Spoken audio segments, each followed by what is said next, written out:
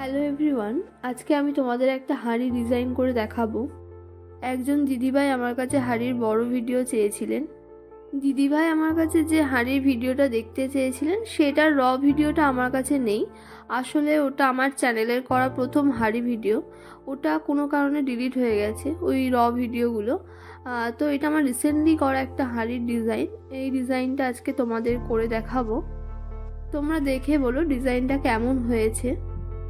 আচ্ছা, তোমাদের হাঁড়ি ডিজাইন নিয়ে কিছু কথা বলে রাখি। তোমরা যে কোনো দশকর্মার দোকানেই হাঁড়িগুলো পেয়ে যাবে।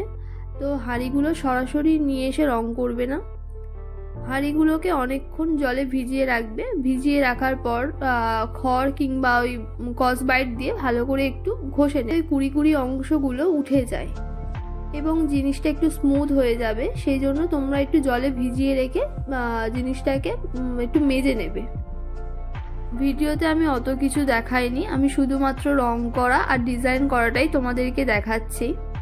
আচ্ছা, তোমরা ভিডিও শুরুতেই দেখতে পেয়েছিলে যে আমি সরাসরি লাল রং ইউজ করছি হাঁড়িতে। আসলে এটা আমার ঘরে পড়ে থাকবে, সেই জন্য আমি সাদা রংটা ইউজ করলাম না। এটা যদি কেউ অর্ডার দিত তাহলে সেক্ষেত্রে আমি সাদা রং ইউজ করেই তার উপরে লাল রংটা করতাম। এরপর জিনিসটাকে ভালো করে শুকাতে হবে। তোমরা হয়তো ভিডিওতে ডিজাইনটাকে সাদা রঙে দেখতে পাচ্ছ, এটা একদম সাদা সেটা বলবো না, একটু হলুদ মিক্সড করে নিয়ে একটু চন্দন টাইপের কালারটা এসেছিল। সবসময় তো সাদা রং দিয়ে ডিজাইন করি, সেই জন্য মনে হলো একটু মিক্সড করে জিনিসটা করি, তাতে দেখতে সুন্দর হয়েছিল। অবশ্যই যারা আমার এই হাঁড়ির ভিডিওটা দেখে হাঁড়ির ডিজাইন করছো তারা অবশ্যই আমাকে কমেন্ট করে জানিও যে তোমাদের হাঁড়িটা কেমন হয়েছে, তোমাদের ডিজাইনটা কেমন হলো, আমাকে জানিও। আজকের ভিডিওটা এই পর্যন্তই, দেখা হচ্ছে অন্য কোনো ভিডিওতে। টাটা।